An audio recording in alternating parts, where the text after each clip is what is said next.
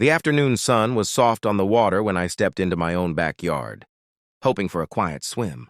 But before I could even touch the pool, a loud splash came from behind the bushes, followed by a sharp, annoying laugh.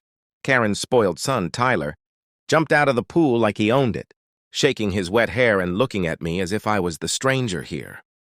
He lifted his chin and pointed at the gate. "You need to leave," he said, acting like he was the king of the neighborhood. "This pool is for special people." For a moment, I just stared at him, trying to understand how he even got inside. The lock on my gate wasn't broken. The code wasn't shared. Yet he was standing there in bright neon swim shorts, dripping water all over my tiles like he belonged. I wanted to smile, but confusion mixed with a hint of irritation held me back. "Tyler," I said calmly, "this is my house." He rolled his eyes as if he had heard a joke. "Yeah, sure. My mom said the sheriff lives here and he doesn't like visitors, so you better go before he comes." Something strange tightened in my chest, not anger, but a quiet curiosity. Why would Karen tell her son that? What was she trying to hide? And how long had Tyler been sneaking in here? I watched him climb back into the pool, kicking the water like he was trying to show off. He had no idea who I was, and for some reason, I didn't feel like telling him. Not yet.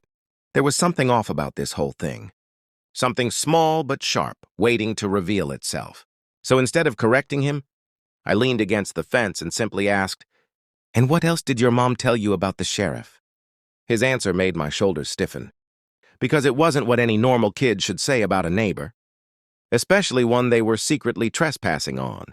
Tyler stopped splashing when I asked that, like the question pushed a button he wasn't supposed to touch. He looked around the yard as if someone might be listening, then swam toward the edge and lowered his voice. "Mom says the sheriff is dangerous," he whispered. "She says he hides things in this house.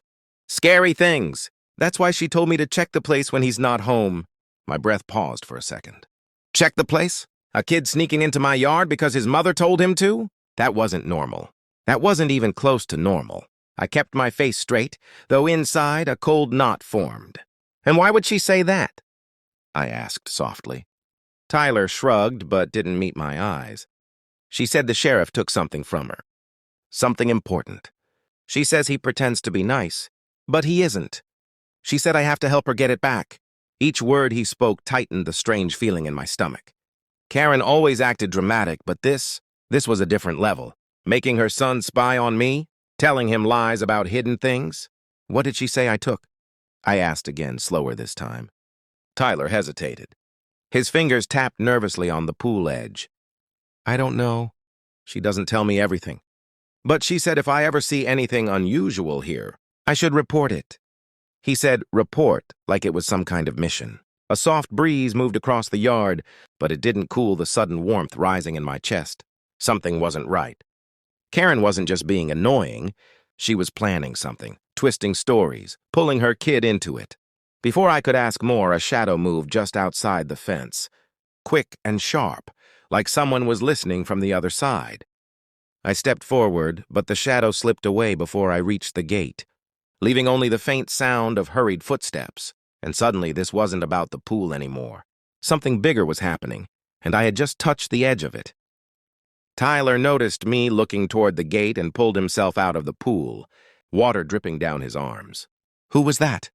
he asked, but his voice wasn't confident anymore. It carried a small shake, like he already feared the answer. "I don't know," I said, though a part of me felt the opposite. That shadow didn't move like a stranger. It moved like someone familiar with the layout of my yard, someone who knew exactly where to stand to stay half hidden. Tyler wrapped a towel around himself and stepped closer. "Was it the sheriff?" he asked quietly, almost hopeful, like he wanted the adventure to end. I didn't answer. Instead, I walked toward the side of the house where the footsteps faded. The grass was pressed down, not by one person but by two, one heavier, one lighter, fresh, very fresh. My pulse tightened. "Tyler," I said without turning, "how long have you been coming here?" He mumbled something, and I had to make him repeat it. "A few times," he finally admitted. "Mom said the sheriff hides things outside, too. She said someone else is helping him." That made me stop cold. Someone else? Helping me do what? When I faced him, he looked smaller, like he regretted saying anything.